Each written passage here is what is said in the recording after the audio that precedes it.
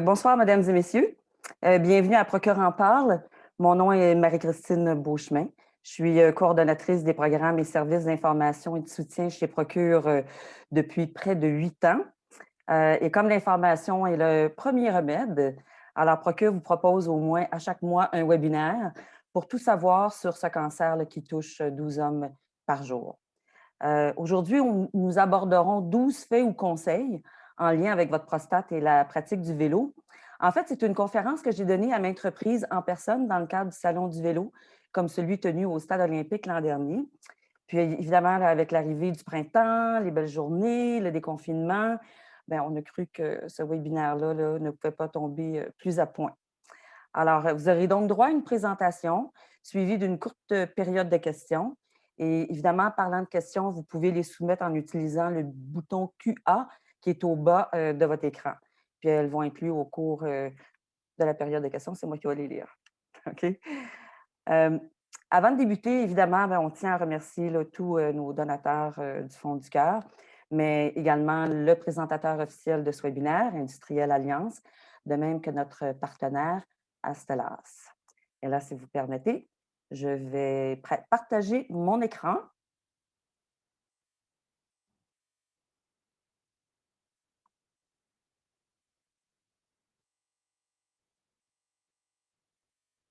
Ça s'en vient, ça s'en vient.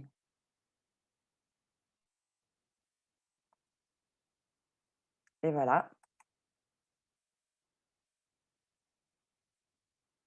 Et voilà. Alors, pour ceux qui se joignent à nous pour la première fois, je pense qu'il est quand même important de nous présenter de façon adéquate. Alors, qui sommes-nous? Eh bien, on est comme la Fondation québécoise du cancer ou la Société canadienne du cancer, sauf qu'on est entièrement dédié au cancer de la prostate. Là, vous voyez nos trois porte-paroles qui sont absolument extraordinaires, là, Winston McQuaid, Bertrand Godin et puis Isabelle Pagé, la fille de Jean Pagé. Et comment est-ce que nous sommes justement comme la société et la fondation? Eh bien, c'est par les trois axes de notre mission: la sensibilisation, la recherche, l'information et le soutien. Et lorsqu'on parle de sensibilisation, ben regardez, je pense que le webinaire tombe pile parce qu'on a justement la 12e édition du Tour du courage Procure en l'honneur des 12 hommes qui reçoivent un diagnostic de cancer de la prostate tous les jours au Québec, qui va se dérouler du 20 mai au 20 juin 2021. Et les fonds ramassés par le biais d'un événement phare comme celui-là, bien évidemment, ils sont réinvestis au Québec. Ils vont être investis dans la recherche. Euh, Pourquoi? Bien, d'une part, pour améliorer les outils de dépistage. Ensuite, les outils de diagnostic. Évidemment, là, si on fait se passer d'une biopsie, ce serait vraiment extraordinaire là, dans les prochaines années. Et puis, y aller aussi avec une médecine de précision. Ça ici, c'est pour des cancers qui sont beaucoup plus agressifs. Faire en sorte que les hommes, à ce moment-là, aient accès à des nouveaux traitements novateurs qui vont améliorer leur qualité de vie et puis, évidemment, vont allonger leur durée de vie. Mais ça nous permet également d'investir dans tout un programme et service de soutien et d'information pour toutes les personnes qui sont touchées par le cancer de la prostate, de même que toutes personnes là, qui ont des questions en rapport avec leur prostate, les maladies, les symptômes, etc.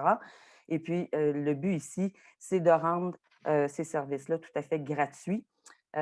Probablement que notre ligne sans frais avec des infirmières spécialisées en uro-oncologie est un des services les plus prisés et enviés chez Procure. Mais là, ce soir, on va parler évidemment là, de votre prostate, on va parler de la pratique du vélo. Il y a énormément d'informations qui circulent sur Internet et puis pour certains, dépendamment de ce qu'on veut savoir, là, si on veut trouver de l'information qui finalement va faire en sorte que la pratique du vélo peut avoir un impact négatif sur la prostate, je vous promets que vous allez le trouver. De même que des liens avec un risque plus élevé de développer un cancer de la prostate, ce qui est complètement faux. Mais ça, c'est le genre d'information que vous allez trouver. Remarquez qu'il y a quand même de la bonne information, mais justement, on va en profiter ce soir pour démystifier tout ça. La première des choses, c'est qu'il y a 12 Québécois qui reçoivent un diagnostic de cancer de la prostate tous les jours. Qu'est-ce que ça veut dire? Bien, ça veut dire que c'est le plus répandu. C'est donc un cancer répandu. Puis vous allez voir dans les facteurs de risque, la pratique du vélo, qu'elle soit récréative ou sportive, n'a rien à voir. Au contraire. Alors, c'est un cancer, évidemment, qui va toucher des membres de votre famille, père, frère. Pour les femmes, ben, ça va être leur conjoint, ça peut être des amis, des coéquipiers, des collègues. C'est une affaire d'homme, une affaire de couple, c'est une affaire de famille. Et puis, il faut en parler, il faut vraiment lever les tabous sur ce cancer-là. On va faire un survol de la prostate, justement, pour comprendre où elle se situe, c'est quoi son rôle, c'est quoi sa fonction, puis, en bout de ligne, c'est quoi le lien avec la pratique du vélo? Alors, la prostate, premièrement, c'est une glande sexuelle, OK? Puis elle est de la taille d'une balle de ping-pong. En fait, là, elle est très, très mal située. Elle est complètement enfouie, là, dans votre bassin, très, très bas dans votre bassin, d'accord? Elle est collée sur votre vessie, elle est à côté sur votre rectum, puis elle pend sensiblement au-dessus d'une espèce de toile d'araignée de nerfs. On retrouve là-dedans les nerfs érectiles. On va retrouver le nerf pudendal. On va en parler un petit peu plus loin. On retrouve aussi là, les ganglions pelviens qui sont tout autour de la prostate. Ce qu'il y a de particulier avec la prostate, c'est qu'elle a deux lobes, OK, et passe directement au travers de votre prostate, le canal, donc votre urètre, évidemment, qui transporte votre urine et puis votre sperme. Puis en même temps, ce que vous voyez ici, là, ça c'est la petite pochette de sperme avec son petit canal qui vient joindre à l'urètre lorsqu'on est en voie d'éjaculer. Elle est de texture lisse. Alors, quand on fait un toucher rectal, c'est ce qu'on veut. On ne la veut pas énorme, on ne la veut pas indurée, on ne veut pas toucher à des nodules, on ne veut pas qu'elle bosse. On veut toujours qu'elle soit lisse. Vous allez comprendre pourquoi. Puis, comme je le disais, eh bien, elle est de la taille d'une balle de ping-pong, mais c'est une petite coquine. Hein? Elle va prendre du volume vers la fin quarantaine, puis elle peut devenir aussi grosse qu'une balle de tennis, sinon même une balle de softball. Vous allez comprendre quel genre de symptômes que ça peut occasionner. Alors, son rôle, bien, c'est évident que c'est pour assurer votre fertilité. Pourquoi? Bien, parce qu'elle va produire à peu près 80 de votre liquide éjaculé. Elle va nourrir, puis elle va protéger vos spermatozoïdes, elle va les amener à maturité. Elle fabrique aussi une petite protéine qui s'appelle l'APS. Alors, vous êtes sûrement familier avec l'APS. Vous faites des dosages, des tests de l'APS. Ça fait partie du dépistage, mais ça fait partie également du suivi médical lorsqu'on a un traitement pour le cancer de la prostate. Mais le rôle de cette protéine-là, c'est d'aider votre sperme à demeurer sous forme liquide une fois éjaculé pour qu'il puisse traverser le col de l'utérus et aller féconder l'ovule. Puis ensuite, elle est composée de fibres musculaires, donc elle va permettre l'éjaculation en se contractant. Alors, elle va amener le sperme dans votre urètre, puis avec une bonne poussée, bien, elle va donner le coup d'envol là, pour l'éjaculation.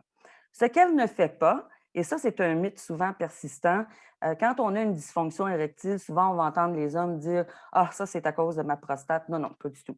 Les nerfs érectiles ne traversent pas la prostate. Ils sont de chaque côté. C'est fin, fin, fin comme des cheveux. Mais quand on a un problème de dysfonction érectile, c'est parce que l'origine se situe définitivement ailleurs.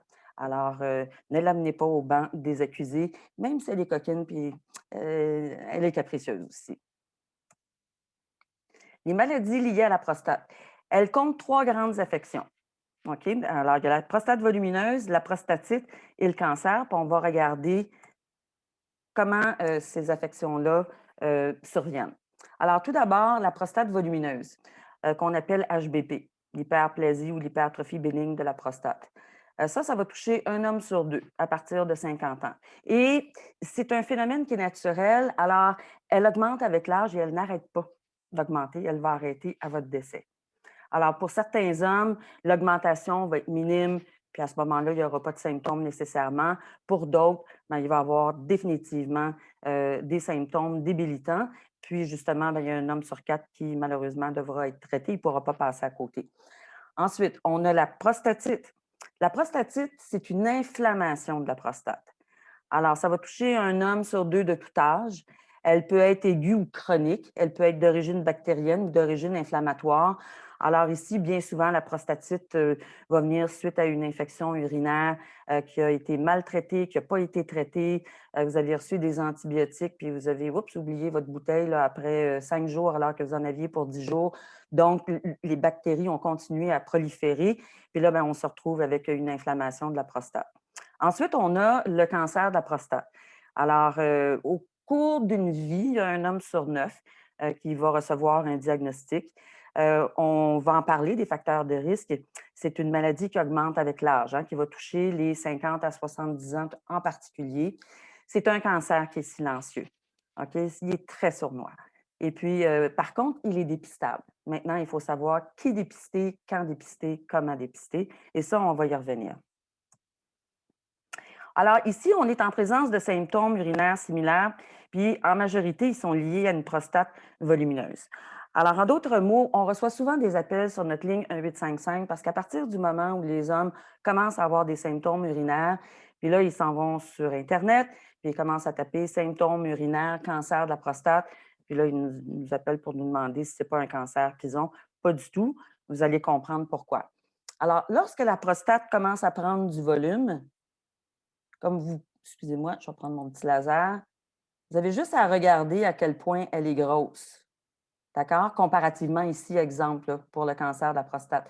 Regardez l'urètre, comment l'urètre est comprimé, hein. On est passé d'une paille normale à une paille à café. Alors, c'est juste pour vous dire. Puis regardez également le canal qui amène votre sperme vers l'urètre. Lui aussi est comprimé. Et ça amène toutes sortes de symptômes. Les premiers symptômes, normalement, c'est se lever la nuit. Alors, on va se lever plus fréquemment la nuit. Puis si vous êtes en couple, bien souvent, c'est votre partenaire qui va vous dire ben, tu m'as empêché de dormir toute la nuit, je ne sais pas ce que tu as fait. Étais-tu somnambule? Mais non, c'est parce que vous aviez envie. Alors, ça, c'est la première des choses. La deuxième des choses, c'est vous vous levez le matin, vous êtes pressé, vous allez uriner. Puis là, c'est long, longtemps avant que ça démarre. Puis ça finit plus de finir. Bon, mais finalement, vous vous levez. Ah, vous allez faire une randonnée en vélo, vous mettez votre maillot, vous êtes en train d'enfiler votre cuissard, ben, voyons, vous retournez à la toilette. Vous avez encore envie.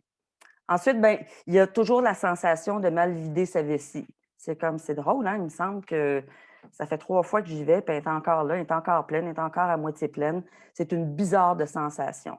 Il y a des fois, vous allez vous retrouver à dire, bon, mais finalement, je me lève 2, 3 fois la nuit, mais c'est parce que là, je commence à me rendre compte qu'aux heures, je m'en vais uriner, ou aux 2 heures, je m'en vais uriner, alors que la normale, c'est aux 3, 4 heures.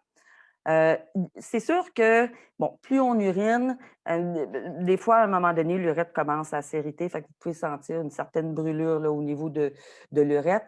Vous pouvez avoir des fuites urinaires aussi. Alors, donc, vous êtes avec vos amis, vous vous préparez à votre randonnée, en fait, ils vous attendaient, vous partez de votre véhicule en courant pour aller les rejoindre, oups, une petite fuite urinaire.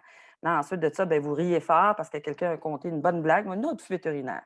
Puis là, bien, vous éternuez, vous toussez, une autre fuite urinaire.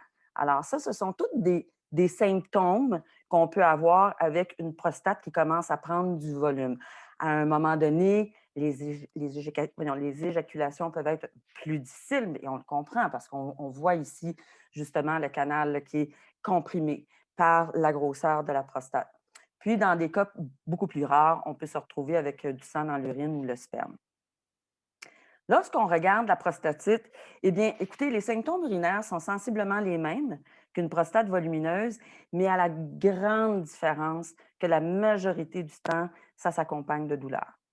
Alors là, on a comme mal dans le bas du dos, on a mal dans l'entrecuisse, on a mal dans la région génitale. Euh, Souvent, il va y avoir beaucoup plus de brûlures quand on urine. Les éjaculations vont être beaucoup plus douloureuses. Puis c'est certain que quand c'est accompagné de fièvre puis de frissons, ben ça, c'est un cas d'urgence. Alors, en dedans de 48 heures, là, il faut vraiment que vous soyez à l'urgence, il faut que vous ayez reçu vos traitements. Ça peut être une antibiothérapie orale, ça peut être par intraveineuse. Ça va dépendre évidemment là, du niveau de l'inflammation. Mais de toute façon, quand vous faites de la fièvre, puis que vous avez des frissons, puis que vous avez mal à ce point-là, vous ne nous appelez pas, vous partez vous-même en courant à l'urgence, vous n'êtes pas capable de vous endurer. Ensuite, il y a le cancer de la prostate. Ce qu'il faut comprendre du cancer de la prostate, c'est qu'il n'y en a pas de symptômes. OK?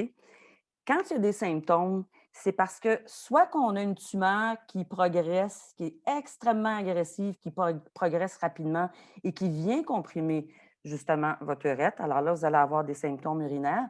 Mais honnêtement, ça touche un homme sur 9. Donc, ou un homme sur 10. En fait, il y a 90 des hommes qui ont un cancer de la prostate, puis ils n'en ont pas de problème urinaire. Puis la deuxième des choses, c'est que la tumeur ne cause pas de fièvre, de frissons, puis elle ne cause pas de douleur. Donc, quand on est en présence de symptômes pour un cancer de la prostate, c'est parce qu'on est en présence d'un cancer très agressif ou bien donc à un stade avancé de la maladie, il a déjà quitté la capsule comme telle. Il y a une autre chose que je voulais dire également. On parle de symptômes urinaires causés par une prostate volumineuse. Il y a des fois, évidemment, ça peut être causé par autre chose, hein. Alors, on peut avoir ce qu'on appelle une sténose de l'urètre. Alors, une sténose de l'urètre, ça, c'est quand on a un traumatisme à l'urètre. Imaginez que vous êtes sur votre vélo, vous êtes hyper concentré, vous roulez rapidement, d'accord? Et vous accrochez un beau nid de poule, puis là, vous faites un vol plané de votre selle de vélo directement à califourchon sur la barre transversale. Puis là, vous envoyez des étoiles, ça vous fait mal, vous avez une douleur pendant un petit bout de temps. Mais ça, ce que ça peut faire, c'est que ça peut causer une lésion à l'urètre.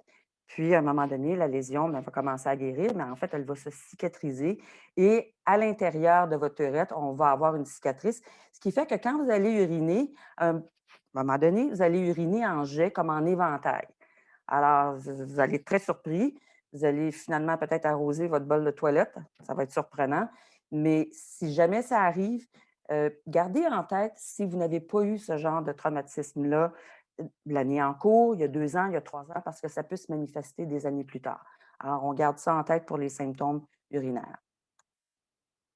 Maintenant, les cancers, le cancer de la prostate puis les facteurs de risque, il, il y a 3 facteurs de risque qui sont vraiment confirmés, d'accord? Alors, le premier, c'est l'âge, comme je l'ai mentionné. Alors, à partir de 50 ans et plus, on voit vraiment une augmentation des diagnostics de cancer de la prostate.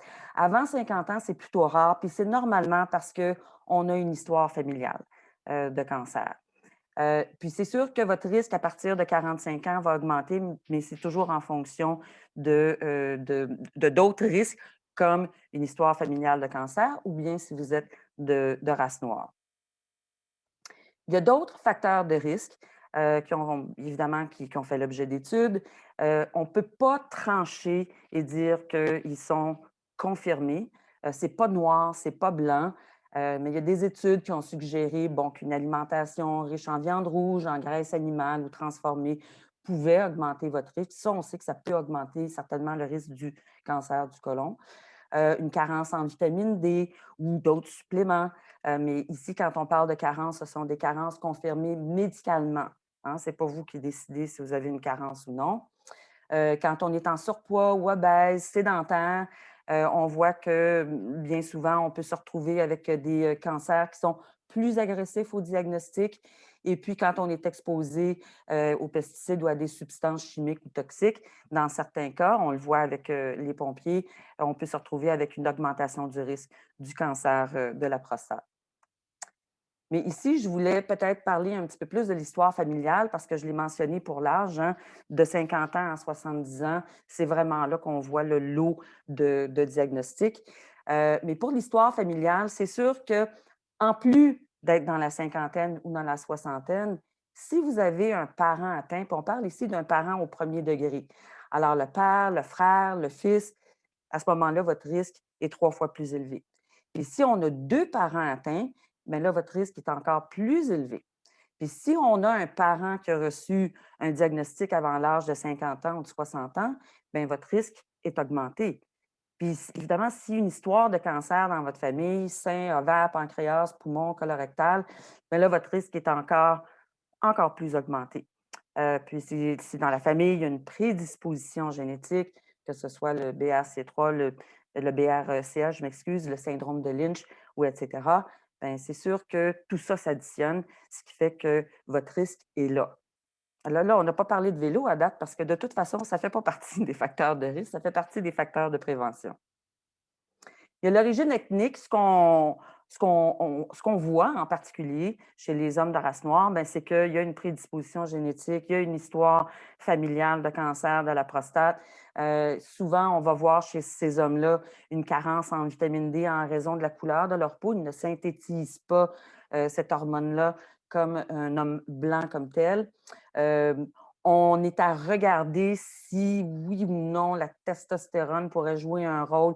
Il n'y a absolument rien de confirmé parce qu'à l'heure actuelle, un haut taux de testostérone n'induit pas un cancer de la prostate, mais sauf qu'eux, ils ont un taux de testostérone le plus élevé au monde. Est-ce que ça veut dire qu'à partir du moment qu'il y a des cellules cancéreuses qui sont là, à ce moment-là, ils progressent plus rapidement?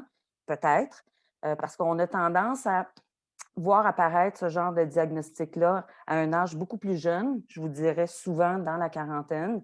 Puis on a tendance à voir un cancer apparaître qui est beaucoup plus agressif au diagnostic. Mais la bonne nouvelle, c'est que le taux de guérison il est comparable aux autres. Alors, ce n'est pas parce que tu es une personne noire que tu as un diagnostic puis que tu as un traitement que tu t'enlignes vers une récidive. Ce n'est pas vrai. Maintenant, on va regarder l'alimentation. Alors, il y a certaines études, OK, qui indiquent qu'effectivement, tout ce qui s'appelle malbouffe puis alimentation riche en matières grasses pourrait augmenter le risque. Mais la réalité, c'est qu'il n'y a pas une étude à ce jour qui a démontré vraiment une stratégie d'alimentation efficace pour prévenir le cancer de la prostate, encore moins un aliment en particulier qui pourrait faire en sorte que votre risque est diminué. De toute façon, si cet aliment-là existait, je pense que tout le monde aurait sauté dessus, puis ils en auraient fait des suppléments, puis où ils le vendraient à fort prix à travers la planète, ça c'est sûr et certain. Mais on va revenir sur l'alimentation comme facteur de prévention. Vous allez comprendre de quoi on parle. Alors, autre facteur aussi, non, la prostate volumineuse n'induit pas un cancer de la prostate. Ils peuvent cohabiter, OK, mais l'un n'induit pas l'autre. Ni la prostatite chronique, la fréquence de l'activité sexuelle, bon, écoutez, c'est parce que ça, c'est un mythe là, qui, dans les années 50, là, où nos grands-mères disaient à leurs fils que s'ils se masturbaient trop souvent, bien, ils étaient pour devenir sourds ou bien ils étaient pour avoir à ce moment-là des gros problèmes avec leur prostate, ce qui est complètement faux. En fait, il y a des études qui ont démontré une tendance protectrice. La vasectomie, ça, c'est clair. OK, on n'en parle plus. Pendant 20 ans de temps, je veux dire, ça a déferlé les manchettes. C'est terminé. La réponse est non. Il n'y a aucun lien entre la vasectomie et le cancer de la prostate. Puis, évidemment, bien, il y a encore des mythes qui persistent. Alors, non, on n'attrape pas le cancer de son conjoint. Non, on ne le guérit pas avec des produits naturels.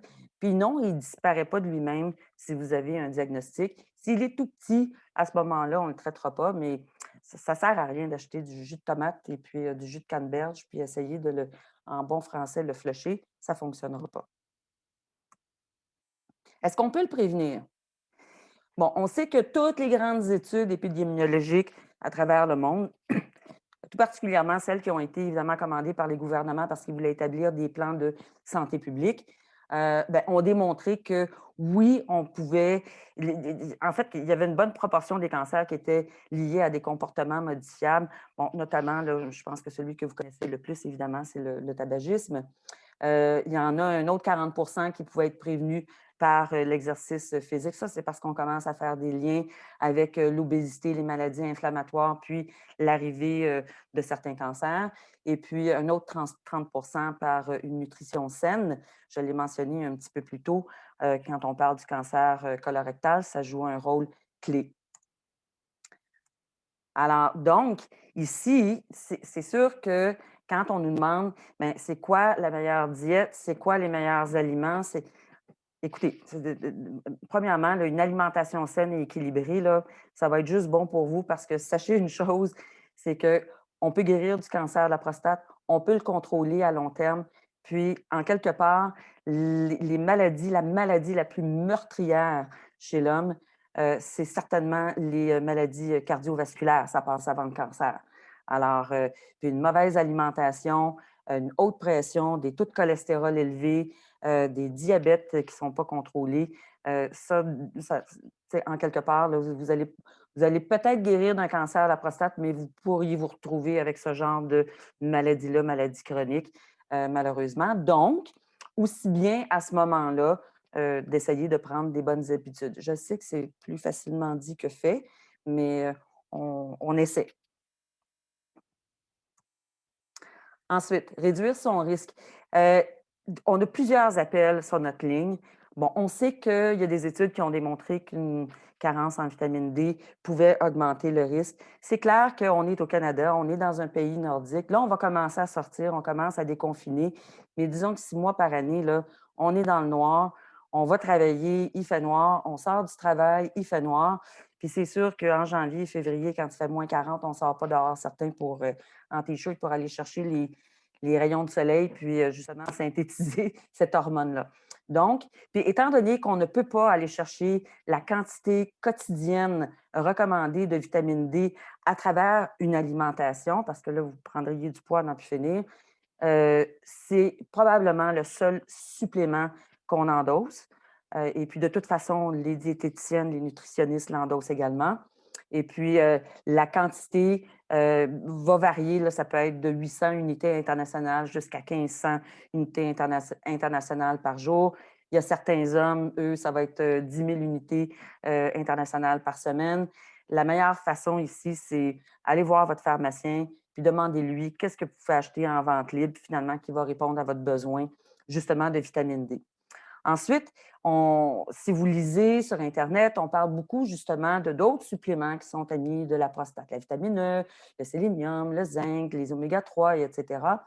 Mais une chose qui est claire, si vous achetez ça en supplément, puis tout particulièrement si vous achetez ça par Internet, bien, la seule chose que ça va faire, c'est que, un, on ne sera pas certain des quantités exactes qui se retrouvent dans la capsule en termes de suppléments en poudre, d'une part. Puis d'autre part, disons que ça va vous coûter cher. Et la troisième des choses qu'il faut comprendre ici, c'est que tous ces suppléments-là sont beaucoup mieux absorbés par votre organisme si vous les prenez en aliments. Alors, la vitamine E, on va retrouver ça dans les huiles végétales, les légumes verts, épinards, brocolis, sélénium dans les noix, pas les peanuts, hein, parce que ça, c'est une légumineuse. Alors, les arachides ne font pas partie des noix. Surtout, les noix de Brésil, c'est la noix qui en contient le plus. En fait, c'est l'aliment qui en contient le plus. Les oméga-3, bon, vous êtes familiers, poisson, avocat, œufs, puis le zinc, bon, qui est très bon pour votre testostérone. On va retrouver ça dans les huîtres, les fruits de mer, les lentilles. L'idée ici, c'est on tape à ce moment-là les suppléments les meilleurs pour votre prostate et puis on n'y va pas avec des suppléments en produits naturels vendus en vente libre ou sur Internet. On va plutôt voir quels sont les aliments qui se rattachent à ces micronutrients-là ou suppléments-là. Évidemment, ben, viser un poids santé, on il commence à avoir pas mal de corrélations entre un surpoids, une obésité, des maladies inflammatoires, l'arrivée de certains cancers. Alors, ce qu'on essaie de faire ici, c'est de, d'essayer de mettre à notre horaire un 150 minutes par semaine ou un 30 minutes par jour. D'accord? On ne parle pas ici là, d'une sortie en vélo de 3 heures. Alors, on s'adresse à tout le monde, surtout en ce moment, surtout durant les derniers mois où on a été confinés, on a fait du télétravail, on était devant notre ordinateur. Tu sais, il ne peut pas sortir, il y a eu le couvre-feu. C'est parce qu'à un moment donné, tu sais, tu fais 3 fois le tour de ton condo ou tu montes 10 fois les marches de ta maison, puis c'est pas assez. Donc, là, le printemps arrive, on va sortir, essayer de mettre ça à votre horaire, puis il y a plusieurs façons de le faire. Je veux dire, pour ceux qui ne sont pas aussi mobiles que vous, par exemple, tu sais, qui fait du vélo, qui fait du spinning, ou peu importe, à ce moment-là, on le dit, écoutez, allez promener votre chien, allez promener le chien du voisin, allez promener un chien imaginaire, prenez des marches, mais tu sais, au moins marcher, puis essayez de marcher à un rythme quand même assez rapide. Le faites aller un petit peu votre cœur, là. Ensuite de ça, bien évidemment, il y a le vélo, il y a le golf, le ski, la natation, le gym, le jardinage, ça a l'air de rien, mais ça aussi, c'est une activité physique qui demande quand même une bonne énergie, puis qui est capable de faire travailler vos muscles, puis qui est capable de faire travailler votre cœur, tondre le gazon, monter et descendre des marches, évidemment, tout ce qui s'appelle rapport sexuel. Donc, il faut trouver une façon d'intégrer à votre horaire, justement, au minimum un 30 minutes par jour. Puis déjà là, ça va faire une grosse, grosse différence. Alors, à partir du moment qu'on parle de comportements clés de prévention, mais écoutez, il y en a 3. OK? Il y a l'alimentation, c'est avoir un poids santé, puis c'est évidemment faire de l'exercice ou un sport, une activité physique. C'est de garder en tête que ce qui est bon pour le cœur, c'est sûr que ça va être bon pour votre prostate. Puis, bien, ça peut aider à réduire le risque d'un cancer de la prostate, mais ce que ça fait également, c'est que quand on a des hommes qui nous appellent et qui nous disent qu'ils ont des symptômes urinaires et qu'ils ont de la difficulté à les contrôler, la première chose qu'on leur demande, c'est: est-ce que vous bougez? Ou bien non, est-ce que vous êtes assis sur votre sofa à journée longue, les jambes croisées en plus de ça? Deuxième des choses, qu'est-ce que vous mangez? Mangez-vous des aliments épicés? À quoi ressemble votre diète? Est-ce que vous vous hydratez?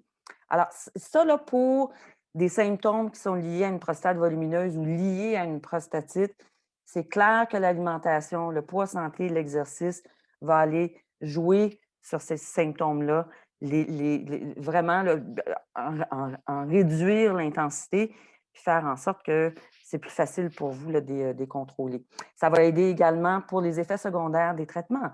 Alors, que ce soit un traitement pour une prostatite, une prostate volumineuse ou un cancer de la prostate, justement, encore une fois, les comportements de prévention vont vous aider à passer au travers. Vous allez avoir moins de fatigue, vous allez vous sentir mieux, ça va être un peu plus facile.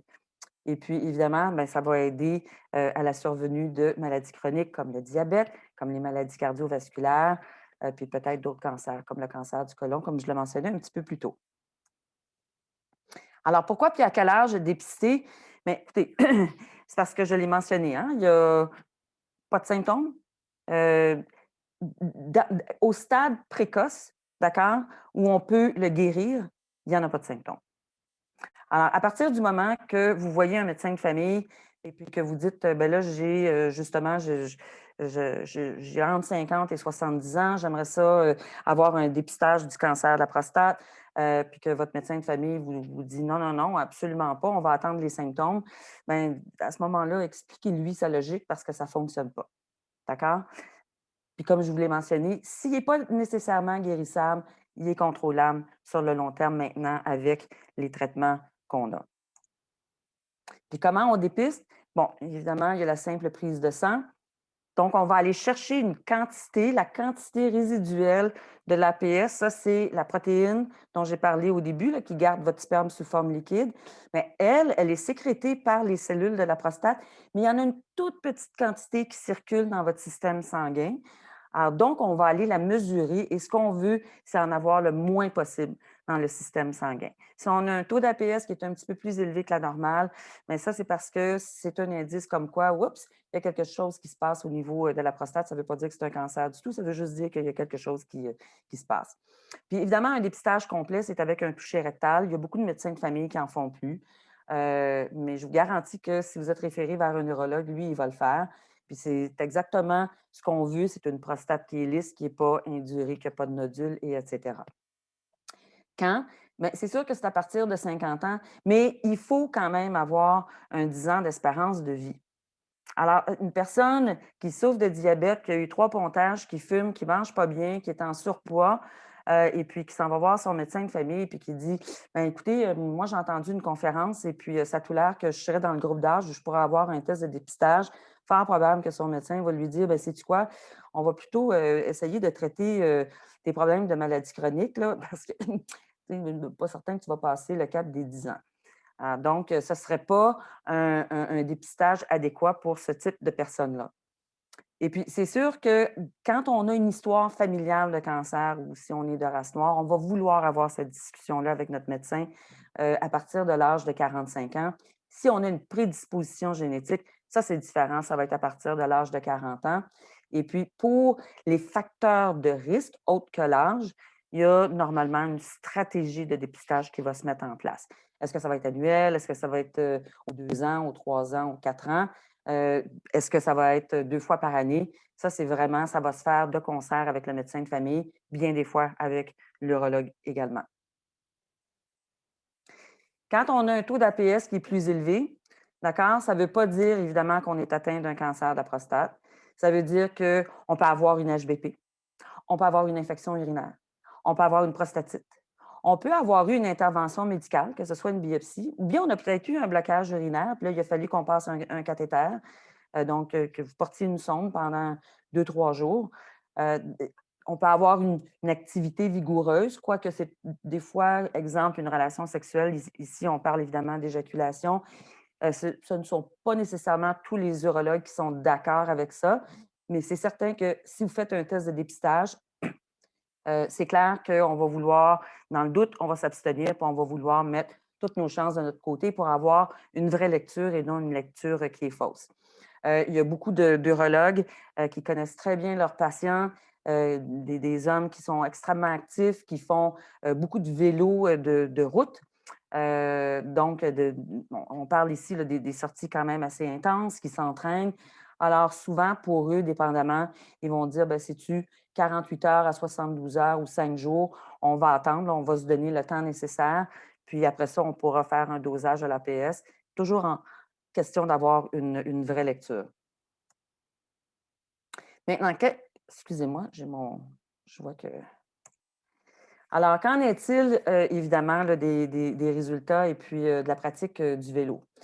Ben, c'est clair que toutes les études, encore une fois, qui ont été commandées par les gouvernements, qui se sont faites à travers le monde, qui se sont échelonnées sur 20 ans, 30 ans.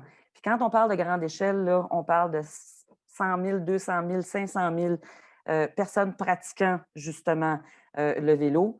Mais qu'est-ce qu'on a vu? On a vu une amélioration puis une augmentation, ou une augmentation évidemment de la fonction cardio-respiratoire. Ça, je pense que ceux qui en font régulièrement, vous n'en êtes pas surpris. On a vu une amélioration des bons taux de cholestérol. On a vu une réduction du risque de maladies cardiovasculaires. C'est probablement pas une surprise. Infarctus, ACV, cancer, mortalité de toute cause, diabète de type 2, prise de poids et obésité. C'est ça qu'on a vu. Ça, c'est les bienfaits du cycliste. Ça a été démontré partout à l'échelle planétaire. Les autres bienfaits, ben, c'est parce que c'est bon pour la santé physique, puis c'est bon pour le mental. Hein? Si on améliore la force puis la masse musculaire, pour ceux qui sont sous hormonothérapie, c'est excellent. La mobilité articulaire, l'équilibre, posture, coordination, l'estime de soi, la qualité du sommeil, la concentration, la vitalité sexuelle. Il faut le répéter, ce ne sont que des bienfaits. Puis évidemment, on voit ici une réduction du risque d'ostéoporose, de taux de graisse corporelle, le niveau de stress, l'anxiété, la dépression. On peut contrer ça justement avec une activité physique telle que le vélo. Puis en même temps, bien, ça a l'air de rien, mais ça vient contrer la fatigue.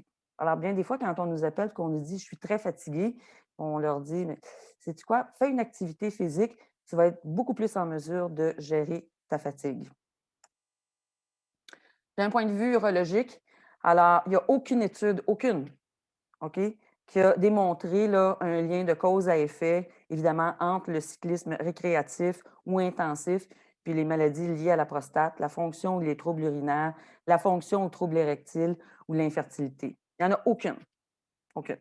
Alors, si jamais vous lisez ça sur Internet, c'est faux.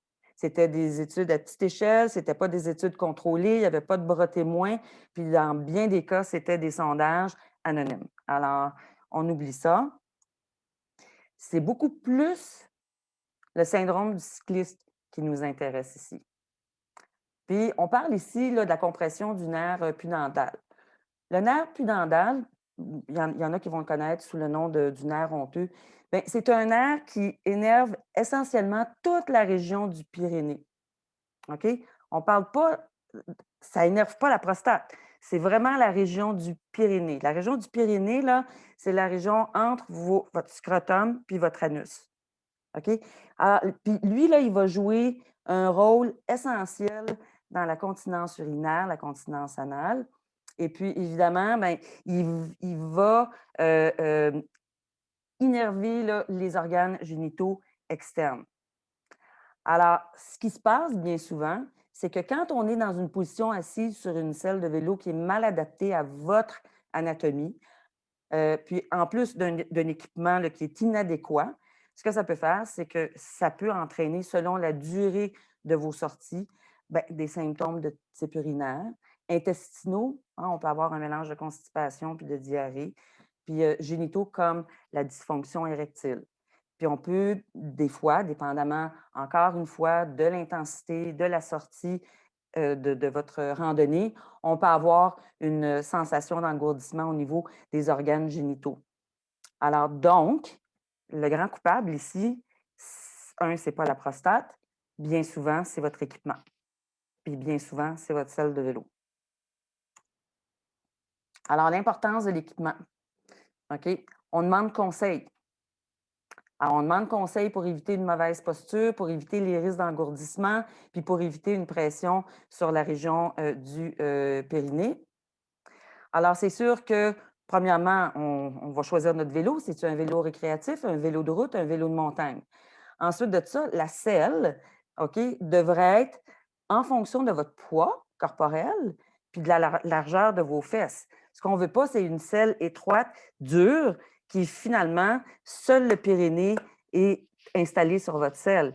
Il faut qu'elle ait quand même une certaine largeur pour que vous puissiez vraiment asseoir votre fessier comme il faut, puis éviter une pression indue à la région de votre périnée, qui, de cette façon-là, va éviter une pression indue à votre nerf puis dental. Ensuite, évidemment, les cuissards.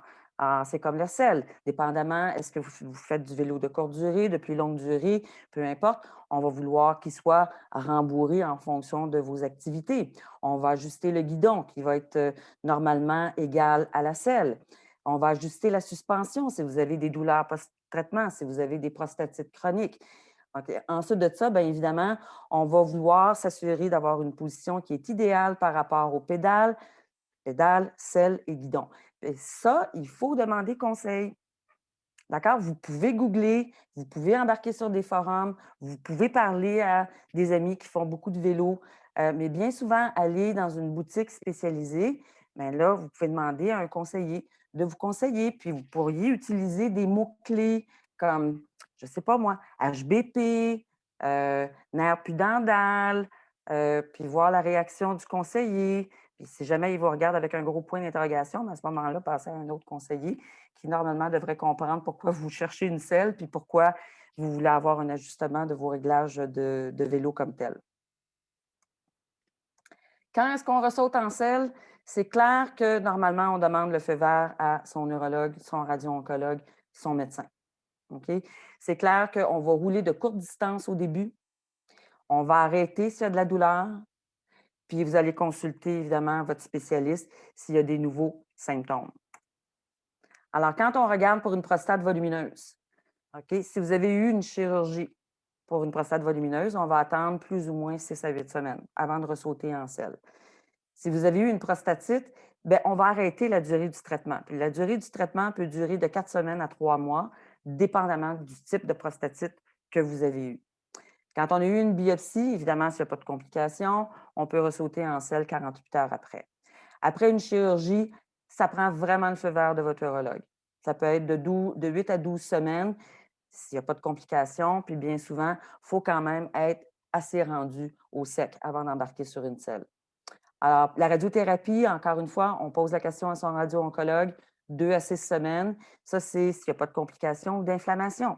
Parce qu'on peut avoir une inflammation de la prostate avec une radiothérapie. Même chose avec une curithérapie. Bien souvent, on va attendre encore plus longtemps avec la curithérapie. On pourra attendre quelques mois, juste s'assurer qu'il n'y a pas d'inflammation, il n'y a pas de complications, il n'y a rien. Mais ça, c'est des discussions à avoir avec votre spécialiste. Vous êtes sous surveillance active en tout temps. Aller faire du vélo en tout temps, ça va être bon pour vous, ça va être bon pour votre morale. On arrête 48 heures à 72 heures à 5 jours avant votre test d'APS. 5 jours, ça, c'est si vous faites là, de la longue randonnée Montréal-Québec, Montréal, exemple. Puis si vous êtes sous hormonothérapie ou chimiothérapie, à ce moment-là, c'est selon votre état de santé. Ça aide énormément à gérer les effets secondaires. Les témoignages qu'on reçoit des patients sont plutôt positifs. Donc, on peut en discuter avec son spécialiste, mais bien souvent, vous n'avez même pas besoin de demander la permission nécessairement. La conclusion, bien, écoutez, on prend sa santé en main, pourquoi pas, hein? Le printemps est là, les belles journées sont à venir. On n'hésite pas à demander conseil, d'accord? On consulte évidemment son médecin ou son neurologue s'il y a des symptômes qui persistent. Alors, si vous avez des engourdissements qui persistent, si vous avez des symptômes urinaires ou peu importe, là, qui, dans le fond, c'est pas tout à fait normal, à ce moment-là, vous n'hésitez pas. Et puis, c'est sûr que le confort, c'est votre priorité. En d'autres mots, ici, il faudrait peut-être changer de paradigme parce que c'est votre vélo qui doit s'adapter à votre anatomie et non le contraire. C'est pas à vous à vous adapter à votre vélo. Rouler, c'est bon pour la santé, c'est bon pour le moral, c'est bon pour l'esprit. Il est 19h45. Je pense que je viens de vous voler votre période de questions. Alors voilà, ça met fin sensiblement à la présentation. Et puis, on ouvre la période de questions. Je vais arrêter le partage, si vous permettez. Ah, je pense qu'il y a des questions. Je vais aller voir ici. Euh, je suis dans le début de la cinquantaine et j'ai une HBP. J'ai fait 2 biopsies en 2 ans et heureusement, pas de cancer. Mais est-ce que cela va-t-il toujours se tester avec une biopsie? Euh, Normalement, oui, on ne peut confirmer la présence d'un cancer de la prostate qu'avec une biopsie. C'est la seule façon. On va utiliser des outils de diagnostic tels qu'une IRM pour voir si on ne peut pas faire une biopsie ciblée, mais en aucun cas, on peut confirmer un cancer là, sans la biopsie. On espère améliorer ces outils-là dans le futur, c'est sûr et certain. Je sais que la biopsie peut faire peur à bien des gens, mais normalement, votre urologue ne fera pas de biopsie si ce n'est pas nécessaire. C'est vraiment, là, il ne vous fera pas passer à travers ça s'il voit que tout est sous contrôle. Je suis dans le début de la cinquantaine et j'ai... Oups, ça, je pense que c'est la même question. Je vais remonter un petit peu.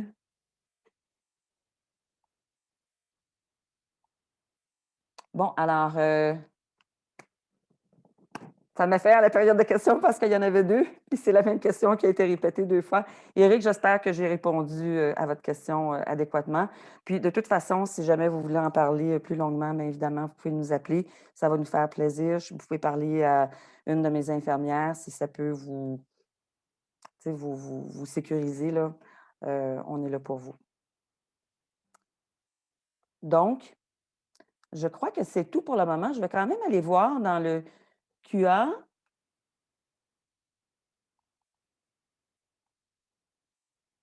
Ah, OK. Pour un usage personnel, j'aimerais avoir ton PDF de ta conférence. Très intéressant. Oui, Donald, on va rendre le PDF disponible, probablement sur le site du Tour du Courage. Mais sinon, probablement en envoyant une infolette à tous les participants, là, on va le rendre disponible. Ensuite, ben, je pense que c'est un message de conclusion de la part d'Alain.